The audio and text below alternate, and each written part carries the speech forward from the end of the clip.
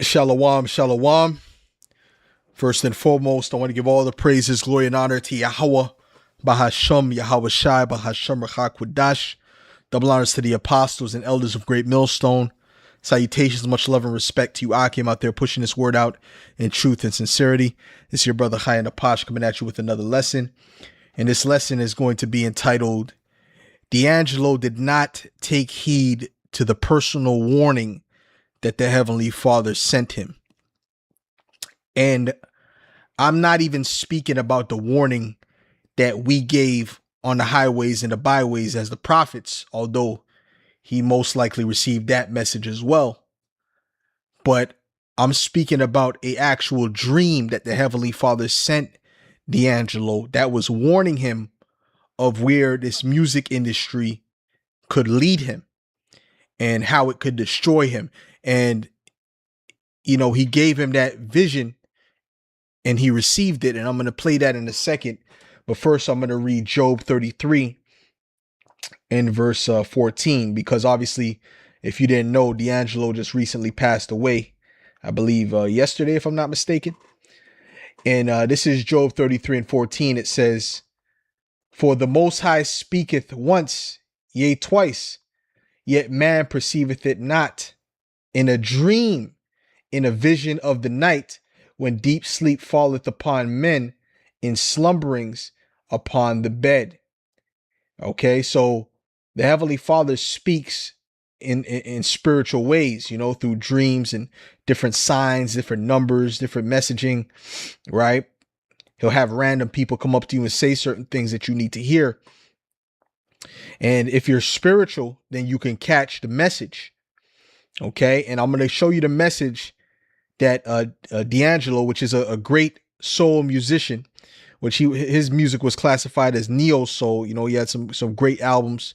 You know, he did that famous song, of course, Untitled, which, you know, is very provocative and, you know, was pretty wicked, you know, because it was the way the video was going was very provocative video, you know, and a lot of Jake was upset with the video, rightfully so, because, you know, he was all he's pretty much going past the waistline. If you see the video, it's basically they're showing him with his shirt off, but then it's going like almost where you could almost see his rod.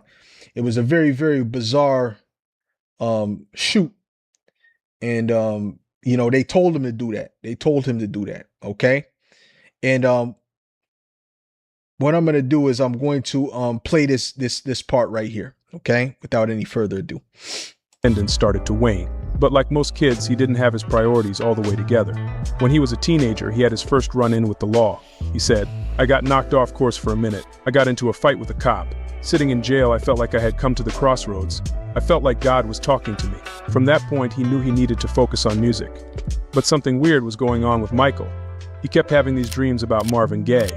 The first dream was in black and white, and at Hitsville, USA, Marvin looked like he just stepped off stage at the American Bandstand, and he wouldn't let go of Michael's hand. When he died, you know, I remember that whole day and everything that happened. I remember, you know, us going over to my cousin's house. We just came from church, and we went to my cousin's house, and, you know, it was April Fool's Day, and they told me that he had got shot, and I didn't believe him. You know, I thought it was a joke. And I saw it on TV, and, you know, that night, you know, that's when it started, really. And, you know, I had him for about, like, these dreams for, like, a couple of years, to the point where I think I had to go see someone, you know, to discuss them, you know? Like, why am I having these dreams? What do they mean? And, you know, I think just coming to a realization of what my life turned out to be and everything, and learning about his life and what he went through as an artist, you know? I don't know. I mean, I kind of take it as to mean to pay attention, you know? Pay attention to what he went through, and I guess the, you know, mistakes he made or whatever, so I don't make the same ones. Right. So to pay attention to the mistakes he made so he doesn't make the same ones. So, right, seeing that, right, because you know what happened to Marvin Gaye. Marvin Gaye, his life became very tragic after that fame, right? See, Jake wants to be famous. Jake wants to get into the limelight. And they don't understand that Esau Amalek is behind that, and it's very satanic. You know, they work with rituals. They work on the left hand side, and you're gonna be spiritually damaged going down that path. And he still went down that same path. All right, because you know Jake is gonna find an excuse. Jake is gonna make it mean whatever he wants it to mean ultimately. You know what I'm saying? He knew it was some type of warning, but he's like, oh, you know, for me, but doesn't mean I can't become a famous music artist, because that's what Jake wants to do anyway. But the Heavenly Father did give him that sign and that warning. And let's go into what Marvin Gaye's life was like. Not really this one. Let's go to problems. He's got addiction issues. He is depressed, paranoid. It's not good. He moves into the home he bought for his mother and his father. Marvin Gaye Sr., he's also unstable, okay? You know, he's abusive. He's yelling at Marvin's mom. He's yelling at Marvin. It's getting contentious. There was a heated argument, tussling. His father went and grabbed the pew-pew. He pulled the trigger twice. Marvin was unalived. Marvin's brother and sister were next door, heard the commotion, ran over, and his brother Frankie said that Marvin whispered to him, "I couldn't do it myself. I made him do it," essentially alluding to the fact that Marvin Gaye wanted to unalive himself. You know, he was deeply depressed, but he couldn't do it. So somehow he made... Yeah, so he was deeply depressed.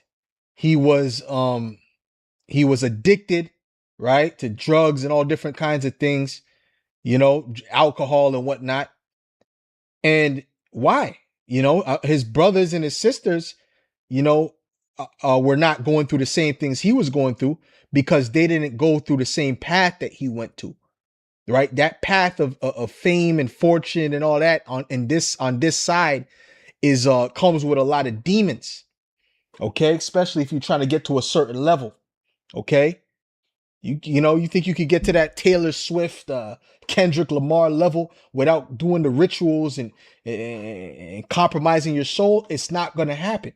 It's not gonna happen, bro. Okay, this is Matthew 16 and verse 25. It says, "For whosoever will save his life shall lose it, and whosoever will lose his life for my sake shall find it." Right, speaking about Yahweh Shai, right? Putting away the lust of this world, the pride of life, right, for Yahweh Shai. Okay, you will ultimately gain your life. Okay, it says, "For what is a man profited if he shall gain the whole world and lose his own soul?" Yeah, your soul represents who you are. You're gonna lose yourself going into down that path, and that's what happened to these dudes. They lost themselves. They became a shell of themselves. "Or what shall a man give in exchange for his soul?" And you know, when you compromise yourself and your morals, you know, he tells you to lay down with a man, or P Diddy pulls up, tells you to do this and that, right? Which he learned from Clive Davis and the rest of those E's. Okay, right? You go ahead and do those things. You lose parts of yourself. Okay, you lose parts of yourself. All right, you lose your soul in that process.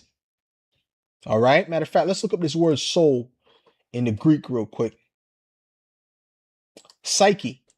Okay, the word here is psyche.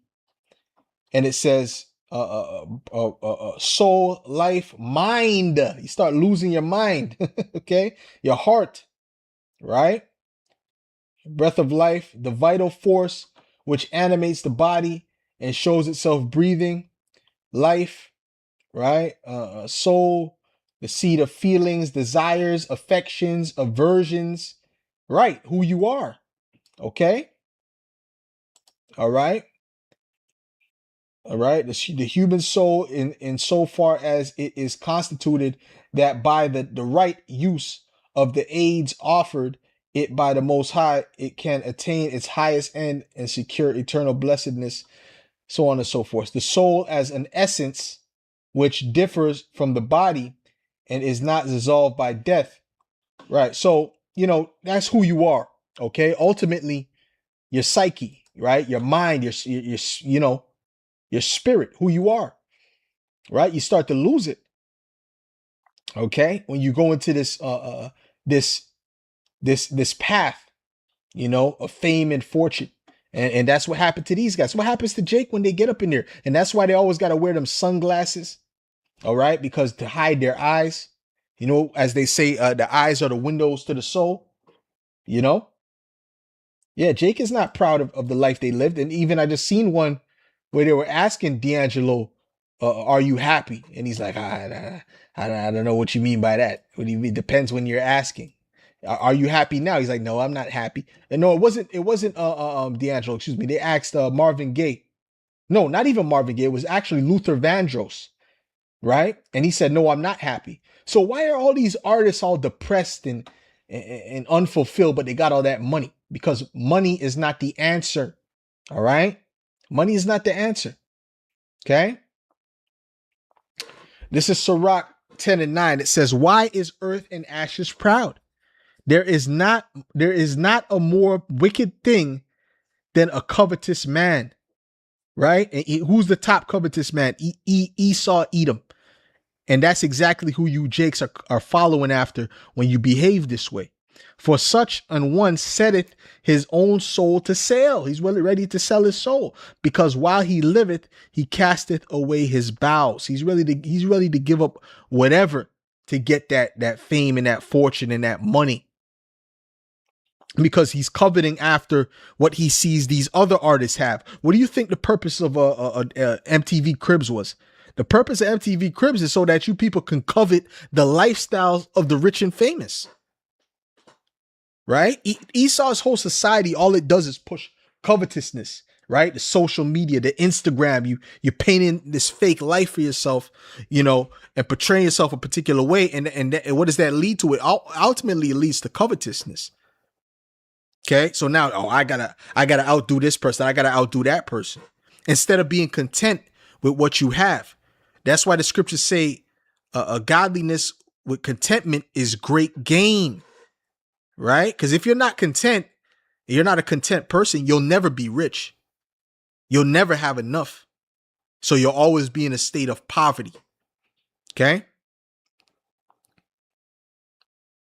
And speaking of poverty, that's why these Jakes are willing to sell all they have, sell their spirit, or sell their soul rather, for fame, because of the poverty situation they come from, the constant survival mode that they grew up in, and them not wanting to go back. That's why a lot of these Jakes are real hustlers, because they're not willing to go back to that poverty that they grew up in, that survival mode.